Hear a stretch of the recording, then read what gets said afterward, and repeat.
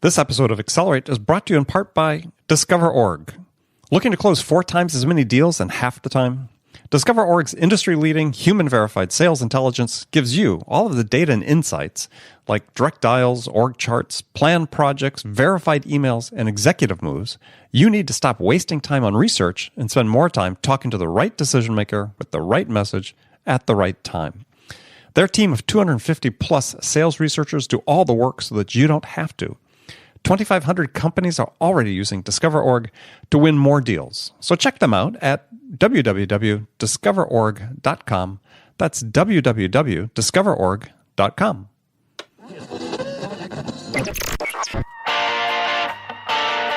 It's time to accelerate. Hey friends, this is Andy. Welcome to episode 565 of Accelerate, the sales podcast of record. Joining me on this episode today is Norman Behar. Norm previously was a guest on Accelerate on episode 318. Go back and check that out. And in that episode, we discussed, it was a great episode, we discussed how to get the biggest ROI out of your corporate sales training. Now, today we're going to talk about the 5 hallmarks of high-impact, high-performing sales organizations. And this is based on research that Norm and his team at Sales Readiness Group performed. And we're going to get into the steps that the top sales organizations use to coach and recruit and manage their teams much more effectively than the rest. If you'd like to see summary notes for this episode, go to andypaul.com/565. In case you missed it at the beginning of the show, this episode is brought to you by our great partner, Discover.org. The Discover.org platform is a game changer for sales, marketing, and staffing professionals. And this feature-rich sales intelligence platform is supported by a team of more than 250-plus researchers who are continually updating the contact data and providing account-specific insights to help salespeople, marketing teams break ahead of the pack. So see the product. You can do that live at discoverorg.com/schedule-demo. Have you downloaded my new report on how to amp up and accelerate your sales? Every sales team hits a slow patch from time to time, and it's how quickly you rebound, how quickly you bounce back, that can mean the difference between a great year and a so-so year.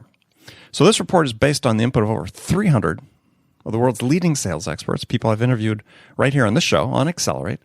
And this report contains a prioritized step-by-step guide to the recommendations of these experts. So you want to get yours right now. A lot of great content here. The report is free. Go to accelerate.fm/accelerate. That's accelerate.fm/accelerate to get your free copy right now.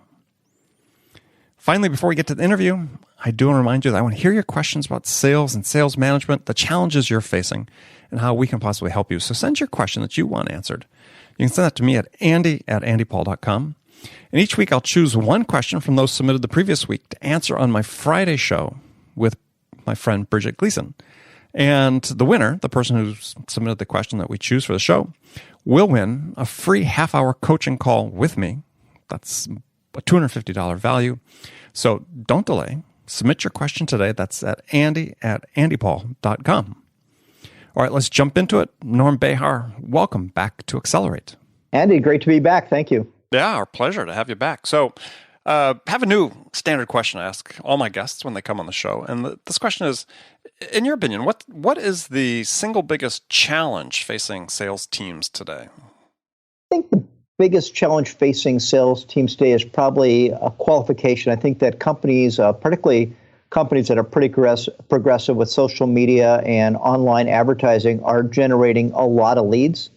And the problem is that there's a disconnect between the leads and the actual number of opportunities that make it into the sales funnel. And I think lead qualification has changed dramatically based on the aggregate number of leads. So when a salesperson used to do all their own prospecting, a lot of cold calling, you think back a number of years, they basically, had a lot more input as to which leads they would follow up on. When that lead generation is being done either through a dedicated team or coming over from marketing, there's quite a bit of noise in the leads, and being able to really figure out through questioning skills which leads are really qualified and which leads need nurturing is probably the biggest challenge we see in terms of working with our clients. Okay. I was just talking to somebody earlier today that based on a study, I forget who had done the study, but that is pretty recent within the last year, is that still just a tremendous number of high percentage of leads not being followed up, and really this conversation I was having was in the context of sort of the future of selling with AI and bots and so on, and this person started making the point as well. Yeah, bots would be perfect at doing all this follow up because they have no conflicts on their time. They just can follow up as much as they want. But why does it still seem to be such a struggle for us to follow up with leads? Because I think that the salespeople are smart and they're going to follow the path of least resistance to the most dollars. And when they see leads that someone downloaded a white paper, and if they don't necessarily have the exact title that they're looking for, or the white paper doesn't necessarily correspond to a business need, they're already thinking this has low probability. So many of the leads today are, what I would call even way above the top of the sales funnel. And they're based in a lot of cases on content marketing. We do a lot of content marketing ourselves. So we think it's great. But just because someone shows interest in content doesn't mean they're a sales qualified lead. And I think that's why salespeople are starting to self-select what leads to follow up on. And I think a lot of organizations for that reason are basically breaking their sales organization into two components. One that really follows up on the leads, and that's kind of their total responsibility is follow up and qualification.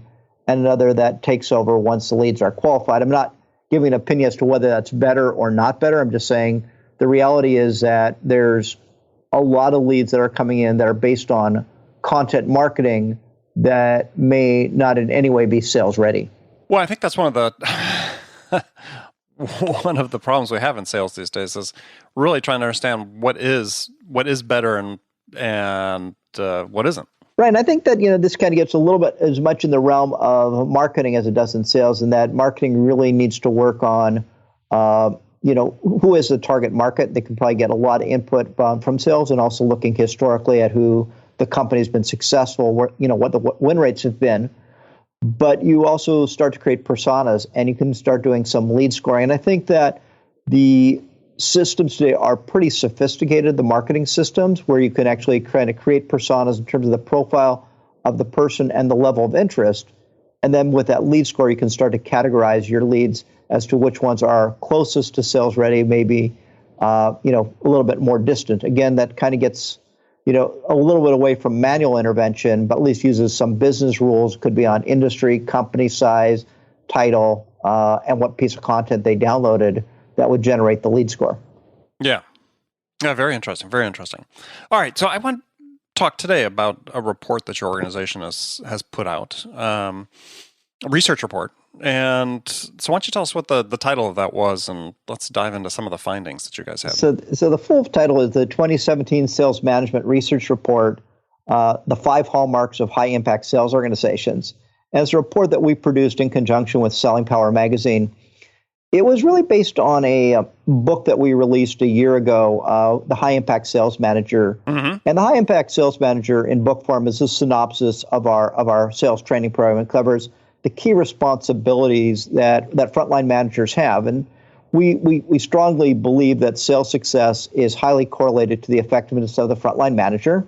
And so if you have better management, you get better results. And things that that managers are responsible for day-to-day can include interviewing and hiring decisions, managing sales performance, managing the pipeline, providing individual coaching, and leading and motivating their teams. So we anecdotally, felt that these are the key skills that make for more effective managers, particularly when managers are promoted from the sales ranks. Those skills that they need to learn as managers are pretty different from what they did selling. Selling, gets into, my prospecting skills, my call planning skills, my ability to, identify needs. And you think about those versus performance management, coaching, and leading, pretty different skill set. So we're huge believers in the training and development of more effective sales managers. They're with their teams every single day. And, if I have 7 to 10 direct reports, that's a lot of leverage we can get through a more effective sales manager. But we wanted to back it up with a little bit of data. So we reached out to Selling Power. They've done a tremendous amount of work over the years on sales management. We said, let's create a survey. And we sent a survey out. We had 400 responses from, the respondents came from over 20 different industries. And what we did is we segmented them into three groups based on their, how they self-select in terms of percent of reps that achieved quota. And we had what we call the high impact or high performing group, where over 75% of the team achieved quota. An average group where 25 to 75% achieved quota, and a lower performing group where less than 25% of reps achieved quota. And we found five things that were really interesting based on the respondents. One is that sales managers. Before we jump into that, though, because we'll go through the five hallmarks individually. Yeah, sure. So let's talk about the stats you just gave. So three groups, three buckets. So roughly 20% of the organizations had fewer than 25% of their sales reps achieve quota. So what's wrong with that? Well, I think, generally, I don't know if I actually gave you the exact data, how many fell in each group, and I don't have the... Well, no, I have it. So 17% fell into the low-performing organization. So with that, fewer than 25% of... So there could be a number of different things going on. There are some organizations that over time, just set the quotas too high. They're not really attainable, and maybe the salespeople know that. But let's just assume that we get as many respondents as we did. The quotas were set accurately, and so you've got this group where you have a low-performing group. What we found there is that the managers there were the least effective in every one of the categories that we mentioned. So there was a really strong, whether it was how they coach their team, how they manage performance, their proficiency in recruiting and hiring. Their managers were not as well skilled, and there was actually much lower investment in the training and development of those managers than there were in the middle or high impact. So there probably are a number of factors going on. It could be the industries that these companies were in. It could be the way they set quotas. But what we found in our takeaway is that we felt that they had the least effective frontline sales managers. Okay.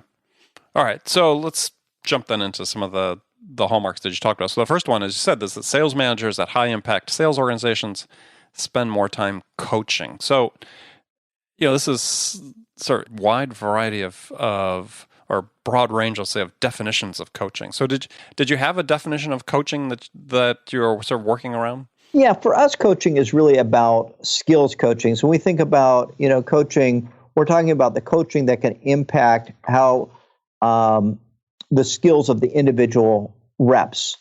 And, you're right, coaching is a broad term. Some people use the term coaching broadly to define sales management. We often have that with prospective clients that have responded to one of our content pieces, and they'll say sales coaching, and we'll say, well, does that really mean like leading and motivating your team? Does it really mean managing performance and managing the pipeline?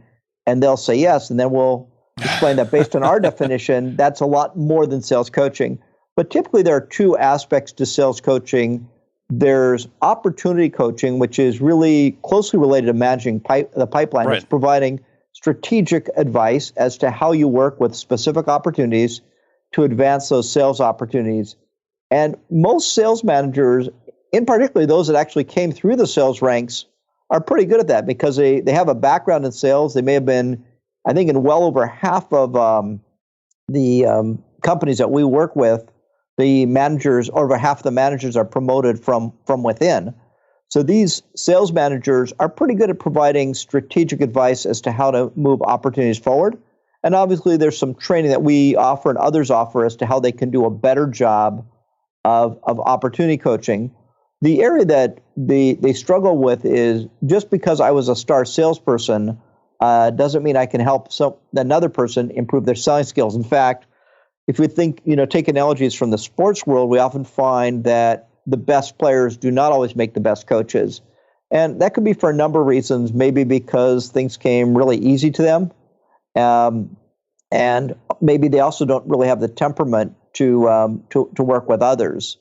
But ultimately, coaching is very different than managing. Coaching is done from the side and very collaborative, and management is a little bit more top down, as is leadership. So more directive for sure. Yeah. So we want, what we're really focusing on is helping those salespeople become better at their core job, which is selling. And typically that's a little bit more longer term oriented than just what I would call opportunity or deal coaching, which is much more near term focused. And so how did you measure, you said that they're far more proficient at sales coaching in the high impact sales organizations.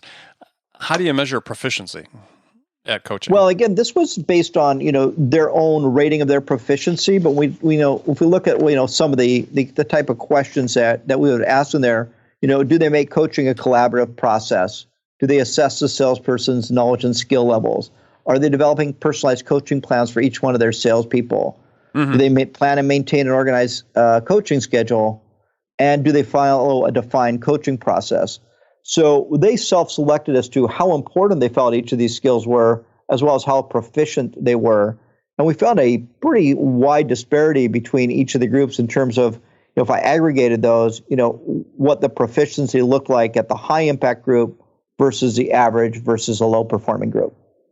Yeah. I mean, one of the things that stood out is that in the high impact organizations, you said that the managers spent a greater percentage of their time coaching, more than 20% of their time coaching. And I was sitting there thinking, I said, okay, well, really, and maybe this through your work, is so what is an ideal percentage of time, if there is such a thing, that sales managers should be spending coaching versus admin work, sales management, deal reviews, and so on?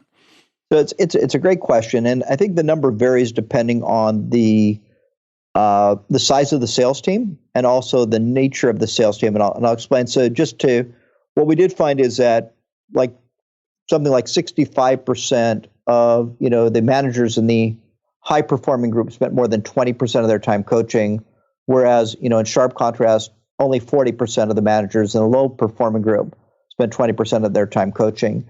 The ideal that we recommend for our clients is somewhere between 20 and 40% of their time. We recognize that managers need to attend meetings, managers have forecasts to prepare, managers have a lot of other responsibilities.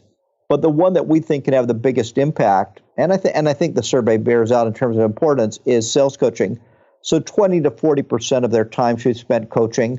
What are some of the dependencies is if they have an inside sales team where they can actively listen in on calls, they could be very, very efficient with their time, and that allows for probably a greater amount of time. If they have a widely distributed team, let's say I'm a national sales manager and I've got a team of 10 and distributed in 10 cities across the United States, the amount of formal sales coaching I can do, where I actually go along and actually go out and observe sales calls, might be a lot more limited.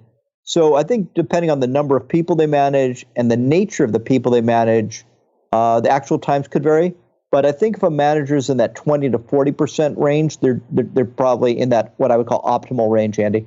Yeah, well, I think one of the key factors or stats, data points that I saw in there that was certainly consistent with other things I've seen and with other guests I've talked to about this, but is still quite disturbing, is that, let's see, you said that 29% of managers in high impact organizations are far more likely to participate in sales coaching training. But the problem, use our caveat that whole thing with, is that 73% of all managers receive no coaching training. So, it seems like we should have learned the lesson already that one of the highest ROIs you get in your investment in training is in your managers. And certainly this report, I think, bears that out. It seems stunning still that virtually 3/4 of sales managers receive no training on coaching, which is, like I said, one of the highest ROI activities they can perform. And we weren't even being specific there to sales coaching. I think we were aggregating both sales coaching and also just what I would call general management coaching. But what we found is 73% did not participate in a formal coaching program. So they may be doing some of this through mentoring. They may be figuring this out on their own, but they're really not going to a coaching program. And we said, later on, we kind of asked some questions about investment and also prioritization. And kind of related to that, the biggest impediment to implementing sales management training programs we found were competing priorities. I think 65% of the respondents said, well, the reason we don't do this is because we have competing priorities. And I'm thinking to myself, what could be more important? Exactly, I understand whether right? You're implementing a CRM system or we've got these other priorities, but what could be more important? And again, that question was around sales management broadly, but in particular, if someone, we have a lot of clients who say, hey, we're really interested in a sales management training program. You guys offer a number of different workshops in the area. Which one's going to have the highest impact? We'll almost always start with sales coaching. We just think that fundamentally, if you've got, I think I mentioned the number 7 to 10 reports, and you could just incrementally improve their selling skills even a little bit, you're going to see a pretty interesting and powerful impact on overall sales results. Yeah, and I was just musing during your answer. It's like, okay, competing priorities, right? I mean, it's like, come on. It's sort of a piece with other things we've read about in the last couple of years with sales managers, increasing demands on their time to be sort of the metrics jockeys, that for their sales organizations, and spending all the time on the detailed and data analysis, as opposed to, there's something that would really make somebody better, which is coaching. And let's invest in them to make them better at it. Absolutely. And I think that the data, not only our data, but the research data generally in the industry, is that sales coaching can have a huge impact on performance. And the other thing it does is a lot of managers are kind of stuck in what I call a daily grind. They become, instead of managers, they become chief problem solvers. So think about someone who came up from the sales ranks, Andy, and now they're managing a team, and this issue comes up, and then they're solving this issue. Another salesperson has another customer issue, and they really feel like they're helping their salespeople and the customers because they're moving from issue to issue. By the end of the day, they're exhausted. They've had a really busy day, and they've helped in a number of areas. But that type of help is really not very scalable. It may feel good, but it doesn't move the organization forward. The type of assistance that really helps is when they're no longer the chief problem solver, unless it's a really big problem, but they've worked with their team to learn how to solve their own problems. So they've improved how they manage opportunities, how they sell, and their selling skills to the point where they're now getting leverage through their team. Their team is empowered, as opposed to the team just looking for their managers to solve issues for them. Yeah. Well, another one of the points of the 5 points you brought out is that the high-impact sales organizations are more proficient at recruiting and hiring salespeople. And boy, it seems to me like this should be as like the highest impact thing that they could get better at, even better than coaching, right? Because you got to get coachable talent in the door before you can coach them. It seems like we don't spend enough time. This goes back to the training thing. We don't spend near enough time training people how to hire. Right. And I think that different organizations handle that a little bit differently. With many of our larger clients, it's kind of a shared function between human resources and sales. A lot of times the human resources or recruiting group will do a lot of the initial, working with recruiters and screening resumes, and then working with the manager to bring them candidates that they'll interview. Whereas in a small organization, a lot more of that responsibility may fall on the sales organization. But I think the one critical point you're hitting on is interviewing and hiring skills. And really, maybe I would even narrow that down to say interview and selection. So how do you interview to select the best candidates? And what we found here is that most sales managers, and this is not a criticism per se, it's really just an area for improvement, interview based on job descriptions. And so they're working off a job description, and they're interviewing someone, and they're asking questions that relate to that job description, but they're really not going deep enough. And what we suggest is taking a little bit extra time to create a job profile. And the job profile would get into what's kind of the educational background, what kind of work experience you're looking for, what kind of skills. And maybe the area that we think is most missing is what are the key competencies you're looking for? So in an organization, if you looked at your top sales organization, you looked at your top 20% of your performers, they may have certain characteristics that stand out. It could be integrity, it could be work ethic, it could be motivation. Those are the kind of things that really don't show up on a resume per se, but really allow for very strong behavior-based interviewing. So let's assume, you were interviewing, or I'm interviewing with you, and you ask me, Norman, are you motivated? I might say, oh yeah, Andy, I'm very motivated. Does that really tell you that I'm motivated? And I don't think it does. It tells you that I'm just good at, answering your question. But if you start to ask me, well, Norman, why do you describe for me a situation that required extra motivation in the past? Then you start to ask me some drill down questions that really get to the source of whether I have the attribute you're looking for. So, kind of getting back to your assumption, I think that there's a lot of room for improvement in training managers how to interview, and then based on that interview, how to select the right candidates based on your profile. I think that one thing that not sure I've ever seen in an organization is that, other than sort of general, performance review type things, but it seems to me like this is sort of a skill, a muscle that, we need to provide more formal feedback to managers as they hire, and some sort of, assessment for them, so that they really view it as not just something I do occasionally, but it's a muscle they need to develop, a skill they need to develop. I mean, because otherwise what's going to happen is there's been research done recently that's been written about that, one, I think it was a professor from Yale that said, article in the New York Times saying, what their studies show is that actually better correlation to success with people they hire just by hiring people off their resumes without interviewing them in studies they had done. And it's like, okay, well, if that's the case, that's a problem, right? I mean, if you can actually have a higher degree of predictability of success as somebody on the job just by hiring off their resume and not interviewing them, means we're just screwing up on the interviews altogether.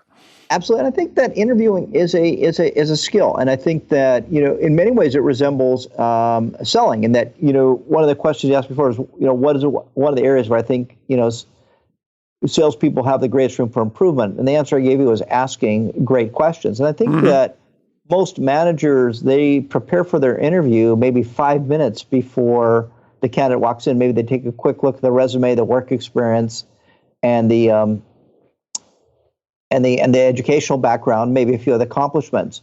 So they're just glimming a few items, and they're kind of winging the resume.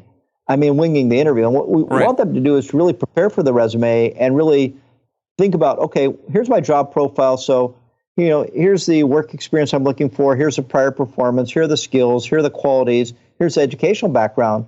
And then develop a question set that really gets to the discovery of whether this person is the right candidate.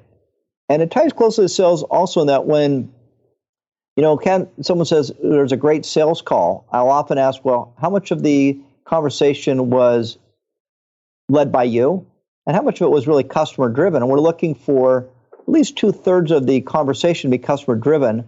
I'd ask that exact same question about an interview. So many managers are focused on selling the position in the company that they do all of the, or substantially all of the talking, as opposed to being in listening mode. So if they can prepare great open-ended questions that really get to the skills and attributes they're looking for, they're going to have a much better basis for criteria if 75% of that time is spent listening to the candidate. Well, one of the things that research pointed out was that interviews are effective when you set up your process such that, assuming the person comes in and they interview multiple people, is that they all ask the exact same questions. Right, and I think that gives you, we have a tool in our workshop, but whether someone has a formal tool or not, by asking kind of the same question set, you can then do a great job, of taking your top 3 candidates and looking at how well they stacked up relative to each other. And it's not going to be a perfect science, but I think it gives you a much fairer basis for comparison. Yeah, well, I think also their point was if you have 5 people in the company interviewing each candidate, then it gives you, a common set of data points you can use as opposed to, hey, I asked a different set of questions, and then you can't really compare notes because you all asked different questions and got different answers. Absolutely. Yeah. No, very cool. We don't have a whole, I wish we had more time, but the last part I wanted to get into was, which again is just sort of mind-boggling to me, is that your last point, which is that high-impact organizations invest more to develop their sales managers, is even that more is still so small, right? So 32% of high-performing organizations spend more than $2,000 annually per manager. And I'm thinking, whoa, that seems like it could easily be 3 times that amount. Sure. I think that, the investment in sales management training. So again, this is a little bit higher bar. We're asking more than, $2,000 per year. And, if we expanded that to be, over, $1,000, the number would go up some. But what's striking me is in the high impact group, as you said, 32%, are spending more than $2,000 a year. That means that 68% are not investing less than that, obviously. Yeah. And it gets much worse when you look at the average group. Only 12% is spending over $2,000 a year. And, the lowest performing 7%. So, another way of looking at it is the high impact group is spending almost 3 times as much on their managers.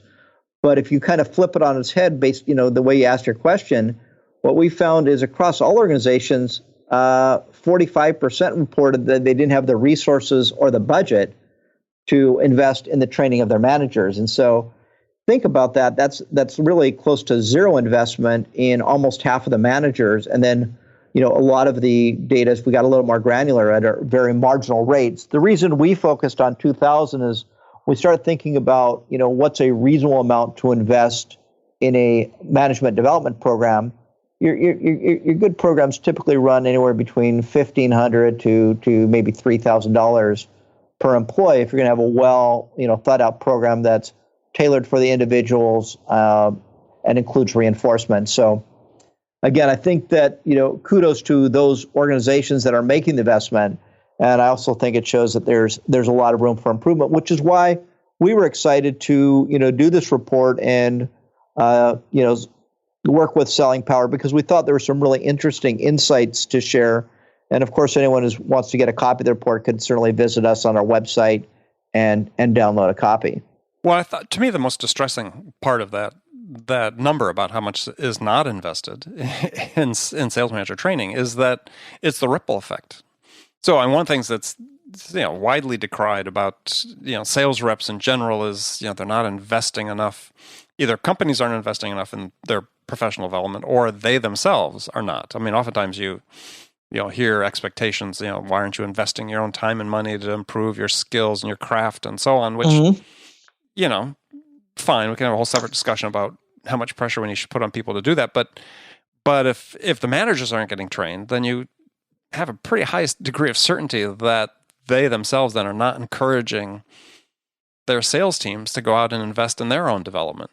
So I don't have any data to support that, but our advice to a company is if they have a limited budget, I would train the managers first as opposed to the frontline sellers, because ultimately the training is only a small portion of the total amount of time that a salesperson is working during the course of the year. And the managers are with those salespeople every single day. So coaching in many ways can be as effective as training. In fact, it's a lot more personalized. So one person needs help on managing objections, another person needs help on closing, another person needs help on qualifying. That gets to a level of granularity you wouldn't have in training. So obviously, we're in the sales training business. We believe firmly in training sales organizations. But again, with limited resources, if I had to kind of say where do companies tend to underinvest, I would say it's in the frontline sales managers. And given that they're with the sales teams every single day, they can have a huge impact on sales success. Yeah, well, I think the conclusion from the report is absolutely clear and sobering that for people listening to this, or the CEOs or your VP, C-level VPs of sales or something, is not nearly enough is being done to invest in your frontline sales managers. That, to your point, that has the highest ROI that you're going to get of probably any sales training you can do. I totally agree, and I think we captured that about a year ago in our book, The High Impact Sales Manager. It's been something we've had in our training programs for years, and then this year we just went a little bit further in deciding to go out and survey and get a lot of respondents from different industries and just take a look at those correlations. And the correlations are, we think create a very compelling case for the investment in the development of the sales manager. And to your point, not all of that needs to be formal training. There are a number of things managers can do on their own to improve. But I think the macro level is, there's strong basis for developing more effective managers and the impact they can have on sales performance. Yeah, no, I agree. Yeah, good job. That was an interesting report. So, Norm, we're unfortunately out of time. Tell people how they can find out more about the report and connect with you. So, easiest way, go to our website, salesreadinessgroup.com. You can go into our, the report may even be actually on the homepage, but you can go into our industry research. We have also a lot of blog posts and white papers. You can also just email us at info@salesreadinessgroup.com. and ask for a copy of the Sales Management Research Report. Excellent. Good. Well, Norm, again, thanks for being on the show. And friends, thank you for spending this time with us today. Make sure you come back again tomorrow for another great episode of Accelerate.